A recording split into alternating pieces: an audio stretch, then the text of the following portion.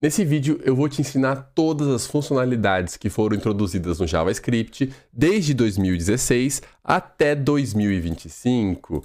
Então já deixa o like no vídeo, se inscreva no canal e se tiver alguma funcionalidade que você já conhece, é só você olhar na timeline aqui embaixo e pular para outra. E a primeira funcionalidade que foi introduzida em 2016 foi o array.includes, que serve para verificar se algum valor existe dentro de um array. É muito bom usando strings e number, mas você precisa ficar esperto, porque se você usar um objeto, ele vai comparar o objeto por referência e não vai achar o objeto que for igual, mas sim a mesma referência. Então aqui no caso tem um objeto vazio, que parece igual a um objeto vazio, mas como ele está comparando por referência, esses dois objetos são diferentes e ele retorna false. Também em 2016, eles adicionaram o operador de exponenciação, que é basicamente o match.poll, mas na verdade agora você usa dois asteriscos. E se você estivesse perguntando quanto é 0 elevado a 0, sim, é 1. E em 2017 foi um grande ano. Além deles introduzirem promises, que eu vou deixar para explicar em outro vídeo,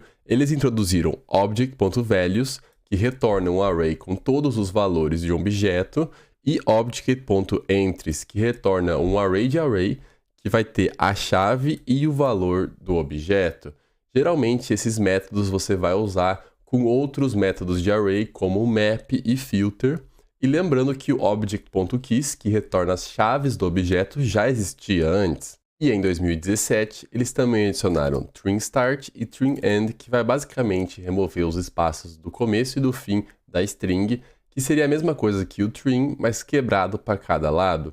E eles também adicionaram pad_end e pad_start, que vai basicamente adicionar os caracteres ou no final ou no começo de uma string. Lembrando que o primeiro parâmetro é o tamanho total da string, e não quantos daquele caractere você quer adicionar. E uma pequena mudança também feita em 2017 foi permitir adicionar uma vírgula no final do array ou até mesmo no final dos parâmetros de uma função. Mas por que eles permitiram isso? Porque quando você vai fazer uma mudança no seu código e adicionar um novo item no array, você vai precisar mudar duas linhas. A linha que você vai precisar pôr a vírgula e a linha do item que você quer de fato modificar. E essa mudança aqui, quando você usar um git e dar um blame, vai aparecer a pessoa errada, porque na verdade vai aparecer a pessoa que adicionou um novo item e não a pessoa que de fato adicionou o item daquela linha, porque você só vai ter mudado a vírgula e não aquele item de fato. Então isso aqui é para simplificar o git blame e também ter menos modificações no seu código. E em 2018, eles melhoraram muito a syntax do regex, assim como também adicionaram for loops assíncronos, mas a melhor funcionalidade de todas que eles adicionaram foi o spread operator, o famoso 3 pontos, que você vai ter um objeto e você vai poder passar todas as propriedades desse objeto para outro objeto simplesmente usando 3 pontos e o nome do objeto. Então, como a gente pode ver aqui, todas as propriedades do foo, que era a propriedade A, passou para o objeto bar simplesmente usando os 3 pontos. E você também pode fazer isso com um array para dar um merge em todos os itens de um array. E você pode até mudar a posição que você vai dar esse merge e colocar no meio de itens, ou no final, ou no começo. Só tem que tomar cuidado com uma coisa, que se você misturar um objeto com um array, você vai ter algo meio esquisito. E se você fizer algo ao contrário, colocar um objeto dentro de um array, aí você vai ter um erro. Em 2019, eles criaram o ao contrário do object.entries e chamaram de object.fromEntries. Se você pegar o resultado do object.entries e colocar no fromEntries, você vai criar o mesmo objeto, basicamente o ao contrário um do outro. E a melhor funcionalidade de 2019 foi o array.flat, que basicamente vai pegar uma matriz e transformar de volta em um array. Mas você tem que perceber que isso é só em um nível. Então, se você tiver uma matriz de 3 dimensões, ela vai retornar uma matriz de 2 dimensões. Se você quiser aumentar o número de dimensões que o array.flat vai transformar a matriz, você pode passar um número e daí sim ele vai quebrando cada vez mais os arrays. E em 2020, eles adicionaram uma nova funcionalidade que é muito boa, mas que raramente você vai usar. Eles adicionaram o string.matchAll. Primeiro você tem que lembrar que você tem que passar um regex com o parâmetro g de global, senão ele vai dar um erro. E quando você fizer isso, ele não vai te retornar o match da string, ele vai te retornar um iterator. E você pode fazer um loop em cima desse iterator e ele só vai dando o match do regex de acordo com cada iteração do loop. Ou seja, o regex é lazy loaded e se você der um break no meio do loop, ele não vai continuar computando as outras operações do regex. Em 2020, eles também adicionaram o bigInt, que é basicamente um número inteiro que pode representar números maiores do que a classe number do JavaScript. E para você representar um bigInt, você coloca um n no final do número. E lembrando que se você comparar um bigInt com um number, mesmo eles parecendo serem do mesmo número, eles não são, então a comparação vai dar false. Então sempre compare bigInts com bigInts, ou então converta o seu number para um bigInt. E em 2020, a melhor funcionalidade de todas foi o Optional Chaining. Quando você quiser acessar várias propriedades que poderiam ser undefined ou null, você teria que fazer essa verificação aqui, verificando cada propriedade. Mas agora com o Optional Chaining, você só coloca o ponto de interrogação antes e você já consegue acessar a propriedade. Então é algo muito mais fácil de fazer que em outras linguagens já tinham e colocaram no TypeScript também.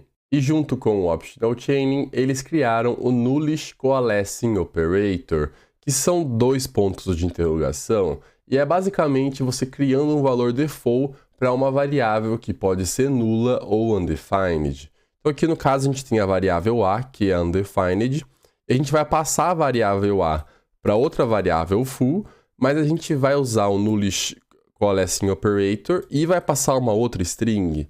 E como o a é undefined, o valor que vai passar para a variável foo vai ser essa string que a gente passou aqui no final.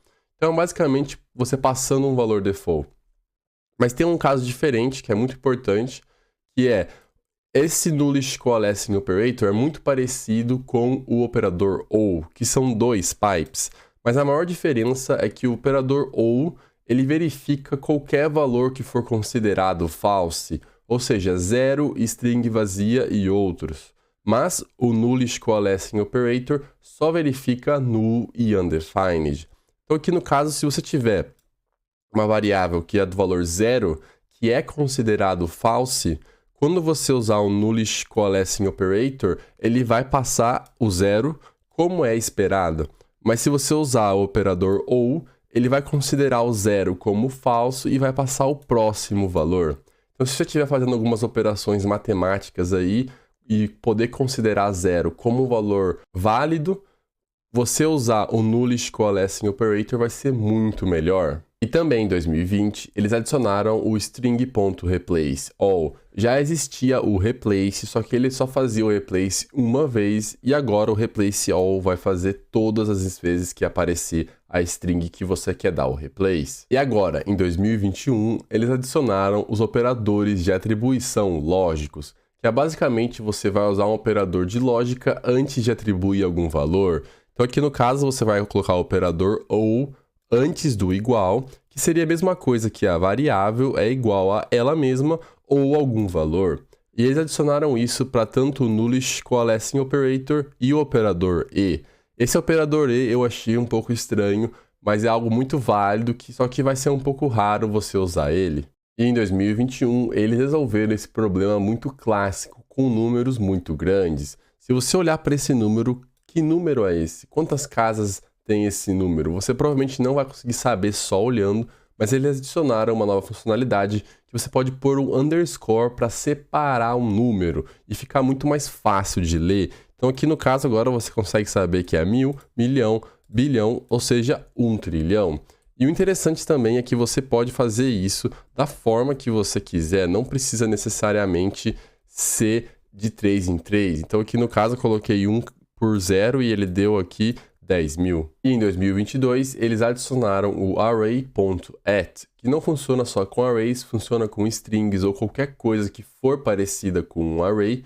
E isso ajudou muito, porque que agora você pode passar @ e -1 para acessar o último item do array, quando antes você teria que pegar o tamanho do array e usar o indexador passando -1 ou algo do tipo. Então aqui o código ficou muito mais fácil e simples. E agora, em 2023, eles adicionaram o array.findLast e também findLastIndex, que é basicamente um array.find, mas ele vai encontrar o último do array e ele vai fazer uma forma mais otimizada. Então aqui a gente tem um array, a gente vai passar o findLast com uma condição aqui, se o número for par, e ele pegou o último número que foi par. Mesma coisa com o index, só que retornando o index. Em 2024, eles criaram uma funcionalidade muito boa, que é o object.groupBy. E também pode ser o map.groupBy. Mas basicamente é uma função para você agrupar os itens de um array. Isso é muito útil porque a gente sempre fica baixando Lodash ou outras bibliotecas para fazer o groupby. E agora você não vai precisar mais disso. Você já vai ter direto ali no object ou no map.